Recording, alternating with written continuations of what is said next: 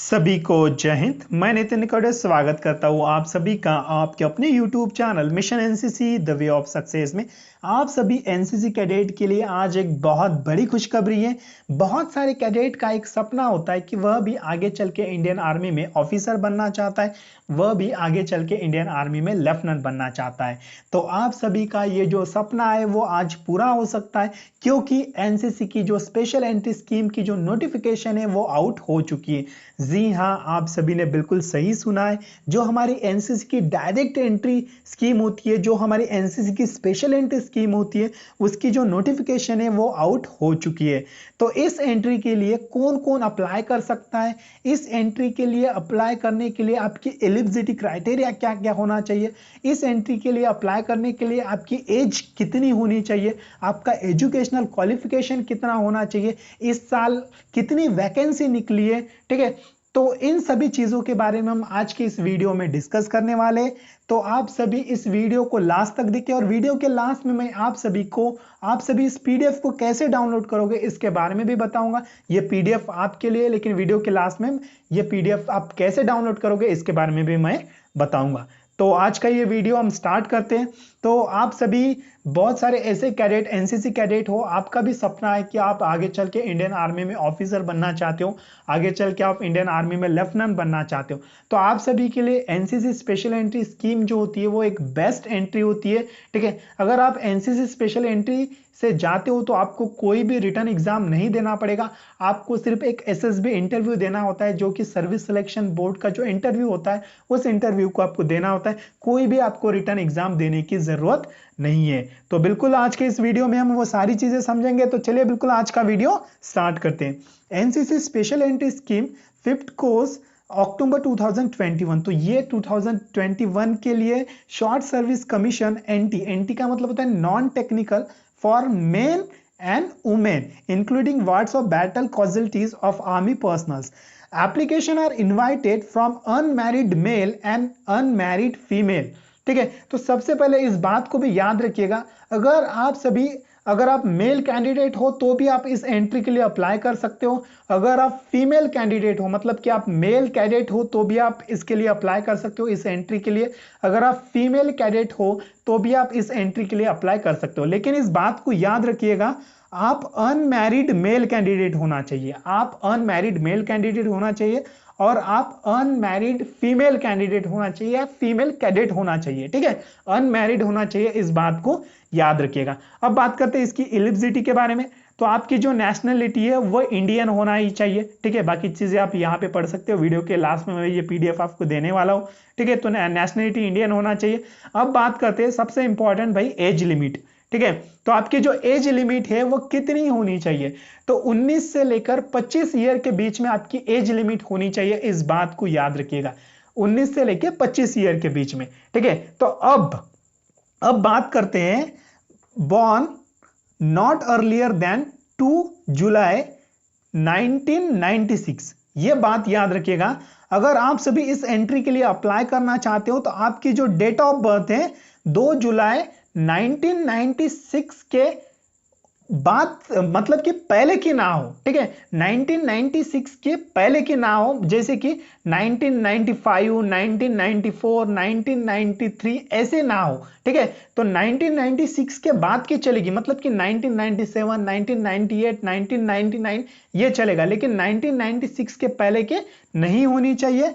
और 1 जुलाई 2002 इसके बाद की नहीं होनी चाहिए। इसके पहले की अगर होती है तो आप इस एंट्री के लिए अप्लाई कर सकते हो। फिर से याद रखिएगा, 1 जुलाई 2002 के पहले की अगर आपकी डेट ऑफ बर्थ होती है तो आप इस एंट्री के लिए अप्लाई कर सकते हो। अगर 2002 के बाद में 2003, 2004 अगर आपकी डेट ऑफ बर्थ होती है तो आप सभी इस एंट्री के लिए अप्लाई नहीं कर पाओगे, इस बात को भी याद रखिए। तो आपकी जो डेट ऑफ बर्थ है वो कितनी होनी चाहिए, या आपकी जो एज है वो 19 से 25 ईयर तक होनी चाहिए। लेकिन इस बात को भी याद रखिएगा, आपकी जो डेट ऑफ बर्थ है वो 2 जुलाई 1996 के बाद की होगी तो चलेगा, लेकिन उससे पहले की नहीं होनी चाहिए। और 1 जुलाई 2002 इससे पहले की होनी चाहिए, इसके बाद की नहीं होनी चाहिए। इस बात को भी आप सभी कैडेट याद रखेंगे। चलिए आगे बढ़ते हैं। तो इसके बाद बात करते हैं एनसीसी सी सर्टिफिकेट होल्डर। तो आपके एजुकेशनल क्वालिफिकेशन के बारे में बात करते हैं।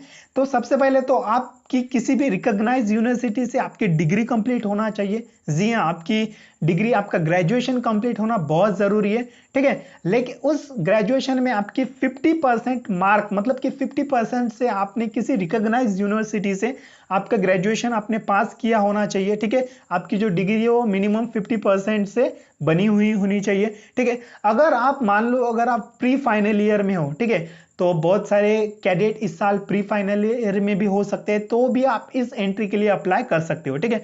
मान लो अगर आप बीए कर रहे हो, बीएससी कर रहे हो, ठीक है, या बीकॉम कर रहे हो, ठीक है, बीबीए कर रहे हो, या जो भी कर रहे हो, तो मान लो आप लास्ट सेमिस्टर में हो, ठीक है, तो आप 6 सेमिस्टर में हो, या आप बी कर रहे हो तो आप मान लो आप 8 सेमिस्टर में हो, ठीक है, या आप 3rd ईयर में हो, तो भी आप इस एंट्री के लिए आप अप्लाई कर सकते हो। लेकिन इस बात को याद रखिएगा, जब भी आप पास आउट होंगे, ठीक है, जब भी आप आपकी ग्रेजुएशन जब आप पास आउट होंगे, तो मिनिमम आपकी जो डिग्री है वो आपकी 50% होना चाहिए। इस बात को भी याद रखिएगा, ठीक है, तो ही आप इसके लिए अप्लाई कर सकते हो, अदरवाइज आप अप्लाई नहीं कर पाओगे। अगर आप प्री फाइनल ईयर में हो तो भी, मान लो आप लास्ट सेमिस्टर में हो, तो भी आप इस एंट्री के लिए अप्लाई कर सकते हो, उसमें कोई दिक्कत नहीं है, ठीक है। अब बात करते हैं सर्विस इन एनसीसी, ठीक है, should have served for minimum 2-3 years as applicable. तो अगर आप सभी आपको ना कम से कम 2 या 3 साल तक आप सीनियर डिवीजन में आप एनसीसी किया होना चाहिए, ठीक है। तो आप ऑलरेडी अगर आपके पास एनसीसी का सी सर्टिफिकेट है, तो भाई आपने तो 2 से 3 साल तक आपने सीनियर डिवीजन से आपने तो एनसीसी की होगी, ठीक है। तो कम से कम 2 या 3 साल तक आपने एनसीसी में सर्विस दी होनी चाहिए। अब बात करते हैं, सबसे इंपॉर्टेंट बात आती है ग्रेडिंग की, ठीक है। सबसे इंपॉर्टेंट बात क्या आती है? ग्रेडिंग की। Should have obtain minimum of B grade in C certificate exam of NCC, ठीक है। अगर आपके पास एनसीसी का सी सर्टिफिकेट है, उसमें अगर आपका मिनिमम अगर बी ग्रेड होता है, तो ही आप इस एंट्री के लिए अप्लाई कर सकते हैं, अदरवाइज आप इस एंट्री के लिए अप्लाई नहीं कर सकते हो, ठीक है। तो बहुत सारे ऐसे एनसीसी कैडेट हैं जिनके पास एनसीसी का सी सर्टिफिकेट होता है, लेकिन सी सर्टिफिकेट में भी अगर सी ग्रेड होता है तो आप इस एंट्री के लिए अप्लाई नहीं कर सकते हो। आपको मिनिमम बी ग्रेड होना चाहिए। अगर आपके पास ए ग्रेड होता है तो बहुत बढ़िया है, अगर आपके पास बी ग्रेड होता है तो भी बढ़िया है, ठीक है। ए या बी ग्रेड वाले एनसीसी कैडेट सी सर्टिफिकेट में ए या बी ग्रेड वाले एनसीसी कैडेट इस एंट्री के लिए अप्लाई कर सकते हैं। अगर आपके पास एनसीसी के सी सर्टिफिकेट में अगर सी ग्रेड होता है तो आप इस एंट्री के लिए अप्लाई नहीं कर सकते हो, ठीक है। इस बात को भी याद रखिए। अब बात करते हैं नोट 1, ठीक है, for the qualified graduate candidate of the degree course. तो इस बात को याद रखिए। तो आप मान लो अभी आप इस एंट्री के लिए अगर अप्लाई कर रहे हो, तो 1 अक्टूबर 2021 से पहले आपका जो डिग्री है, ठीक है, आपकी जो डिग्री सर्टिफिकेट है आपके पास होना चाहिए। इस बात को याद रखिए, ठीक है। 1 अक्टूबर 2021 से पहले आपके पास आपकी डिग्री आ जानी चाहिए, आपका सर्टिफिकेट, डिग्री का सर्टिफिकेट आपका आ जाना चाहिए, तभी आप इस एंट्री के लिए अप्लाई कर सकते हो। ऐसा नहीं होना चाहिए कि भैया आपके पास डिग्री अभी तक आई नहीं है और आपने सीधा अप्लाई कर दिया है, ठीक है, तो आपका जो फॉर्म है फिर वो रिजेक्ट होगा, कैंसिल हो जाएगा, ठीक है। लेकिन इस बात को याद रखिए, 1 अक्टूबर 2021 से पहले आपके पास आपकी जो डिग्री का जो सर्टिफिकेट, डिग्री सर्टिफिकेट है वो आ जाना चाहिए, ठीक है। चलिए, तो इसी में भी सेम है, अगर आप प्री फाइनल ईयर में हो, ठीक है, तो प्री फाइनल ईयर में हो तो भी आपके पास 1 अक्टूबर 2021 से पहले आपके पास आपका degree certificate, graduation degree certificate वो आ जाना चाहिए, ठीक है। अगर उसके बाद अगर आता है तो आप इस एंट्री के लिए अप्लाई नहीं कर सकते हो, अदरवाइज आपका जो फॉर्म है वो कैंसिल हो जाएगा, ठीक है। चलिए, उसके बाद बात करते हैं एजुकेशनल क्वालिफिकेशन। मैंने तो आप सभी को बताया है, ठीक है। तो फिर आते हैं भैया वैकेंसीज के बारे में, ठीक है। तो कितनी वैकेंसी है इस साल? तो इस साल जो है वो एनसीसी मैन के लिए 50 वैकेंसी है, ठीक है। उसमें से 45 जो है वो जनरल कैटेगरी के लिए, लेकिन 5 जो है वो ward of battle casualties of army personnel के लिए, ठीक है। तो मतलब कि 45 जो है वो आप सभी के लिए वैकेंसीज है, जितने भी आप सभी एनसीसी कैडेट इस साल अप्लाई करने वाले हो इस एंट्री के लिए, तो 45 वैकेंसीज आप सभी के लिए, ठीक है। अब बात करते हैं वुमेन के लिए, तो वुमेन के लिए 5 में से 4 जनरल कैटेगरीज के लिए, अगर आप जितने भी गर्ल्स कैडेट हो तो 4 वैकेंसी आप सभी के लिए। एक जो वैकेंसी है वो words of battle casualties of army personnel के लिए, लेकिन 4 जो है वो जनरल कैटेगरीज के लिए, आप सभी के लिए 4 वैकेंसीज इसमें मिल जाएगी। तो अगर हम बात करेंगे, अगर आप मेल एनसीसी कैडेट हो या मेल एनसीसी कैडेट के लिए 45, ठीक है, और वुमेन के लिए 4 वैकेंसीज है, जनरल कैटेगरीज के लिए 5 तो उनके लिए, तो क्या 5 तो वो रिजर्व है, वो उनकी बात नहीं करेंगे, लेकिन 45 हमारे लिए, इस बात को याद रखिए, मेन के लिए और वुमेन के लिए 4 वैकेंसीज है, ठीक है। तो ये सभी चीजें आप सभी को पता होनी चाहिए, ठीक है। आई होप कि ये सारी चीजें आपको समझ में आई होगी। तो यहाँ पे आपका प्रमोशन कैसे होगा, ठीक है, ये चीजें आपको दिखाई देगी। आपका जो पेमेंट होगा, पे कितना मिलेगा, लेफ्टिनेंट के पे में कितना मिलेगा, कैप्टन अगर आपकी प्रमोशन होता है तो किस तरीके से आपको पे दिया जाएगा, आपका पेमेंट कैसे होगा, तो ये सारी चीजें आपको यहाँ पे दिख जाएगी, ठीक है। तो अब इसकी जो लास्ट डेट है उसके बारे में भी मैं बता दूं आप सभी को। तो बाकी चीजें मैं आपको बता दूंगा कि पीडीएफ कैसे डाउनलोड करोगे। तो इसकी जो लास्ट डेट है, इस बात को भी याद रखिएगा।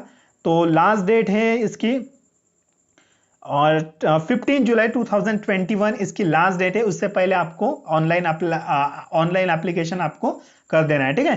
तो इसकी जो मैं आज वीडियो बना रहा हूँ 16 जून 2021 को, तो आज 16 जून है, तो वीडियो मैं बना रहा हूँ, तो आज इसकी नोटिफिकेशन आउट हो चुकी है और इसकी लास्ट डेट है 15 जुलाई 2021। इससे पहले आपको ऑनलाइन एप्लीकेशन फिल कर देना है, ठीक है। चलिए, तो अब बात करेंगे कि आप सभी इस पीडीएफ को कैसे डाउनलोड करोगे।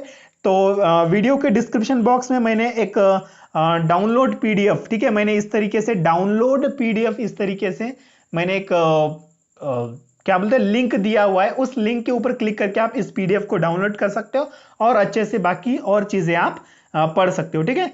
तो डाउनलोड पीडीएफ इस तरीके से आपको डिस्क्रिप्शन बॉक्स में आपको एक लिंक मिल जाएगा, उसके ऊपर क्लिक करके आप इस पीडीएफ को डाउनलोड कर सकते हो, ठीक है। तो आप इसके लिए आप अप्लाई कैसे कर सकते हो, तो याद रखिएगा, एक वेबसाइट है www.joinindianarmy.nic.in। इस वेबसाइट पे जाके आप ऑनलाइन अप्लाई कर सकते हो। वीडियो के डिस्क्रिप्शन बॉक्स में भी मैं इसके अप्लाई का लिंक दे दूंगा। अप्लाई नाउ के ऊपर आप क्लिक करके आप वहां से भी इस को अप्लाई कर सकते हो इस एंट्री के लिए, ठीक है। अगर कोई भी इसके रिलेटेड, अगर आपका इस एंट्री के रिलेटेड अगर आपका कोई भी डाउट्स होता है तो आप मुझे कमेंट सेक्शन में तुरंत पूछ सकते हो, उसका रिप्लाई मैं तुरंत दे दूंगा, ठीक है। तो मोटी मोटी सी बातें याद रखिएगा, फिर से एक बार रिवाइज में आप सभी को करा दूं, ठीक है। आपकी जो आप जो है अनमैरिड मेल या फीमेल कैंडिडेट होना चाहिए, ठीक है। उसके बाद आपकी जो एज है तो वो 19 से 25 ईयर के बीच में आपकी एज होनी चाहिए, लेकिन इस बात को भी याद रखिएगा, बॉर्न नॉट अर्लियर देन 2 जुलाई 1996 के पहले जो है आपकी डेट ऑफ बर्थ नहीं आनी चाहिए। उसके बाद अगर 1996 के बाद अगर आपकी डेट ऑफ बर्थ आती है तो अच्छा है, आप अप्लाई कर सकते हो। और दूसरी बात, आपकी जो डेट ऑफ बर्थ है वो 1 जुलाई 2002 से पहले होनी चाहिए, 2003 2004 ऐसे नहीं होनी चाहिए, ठीक है। तो ये 2 बातें याद रखिए। और तीसरी बात जो इंपॉर्टेंट है, आप किसी भी रिकॉग्नाइज यूनिवर्सिटी से आपकी जो डिग्री है वो कंप्लीट होना चाहिए, आपका ग्रेजुएशन कंप्लीट होना चाहिए मिनिमम 50% मार्क्स से, ठीक है। 50% से आपकी ग्रेजुएशन की डिग्री होनी चाहिए, या अगर आप प्री फाइनल ईयर में हो तो भी आप इसके लिए अप्लाई कर सकते हो। लेकिन जब भी आप आपका ग्रेजुएशन आप कंप्लीट करोगे तो आपकी जो डिग्री है वो 50% की होनी चाहिए, ठीक है। चलिए, और मिनिमम आपने 2 या 3 साल आपने सीनियर डिवीजन से आपने एनसीसी की होनी चाहिए। और सबसे इंपॉर्टेंट बात यह है कि आपके सी सर्टिफिकेट में आपको minimum B grade A grade होना चाहिए, तभी आप अप्लाई कर सकते हो, अदरवाइज आप अप्लाई नहीं करोगे, ठीक है। और जब भी आपका जो ग्रेजुएशन की आपकी जो डिग्री आएगी, जो आपका डिग्री का सर्टिफिकेट आएगा, वो 1 अक्टूबर 2021 से पहले आपका जो सर्टिफिकेट है, आपके पास आउट का सर्टिफिकेट, वो आ जाना चाहिए, ठीक है। तो ये बातें याद रखनी है। तो बाकी चीजें तो आपको पता चल गई होगी। आई होप कि आपको वीडियो में दी जानकारी समझ में आएगी। इसी तरह की नई नई जानकारी पाने के लिए आपके अपने यूट्यूब चैनल को सब्सक्राइब करके बेल आइकन को प्रेस कर दो। आगे चल के आपको इसी तरह की नई इंफॉर्मेटिव वीडियोस हमेशा मिलती रहेगी। आपका कीमती समय निकाल कर वीडियो देखने के लिए शुक्रिया। मिलता है दोस्तों अगले वीडियो में। जय हिंद, वंदे मातरम।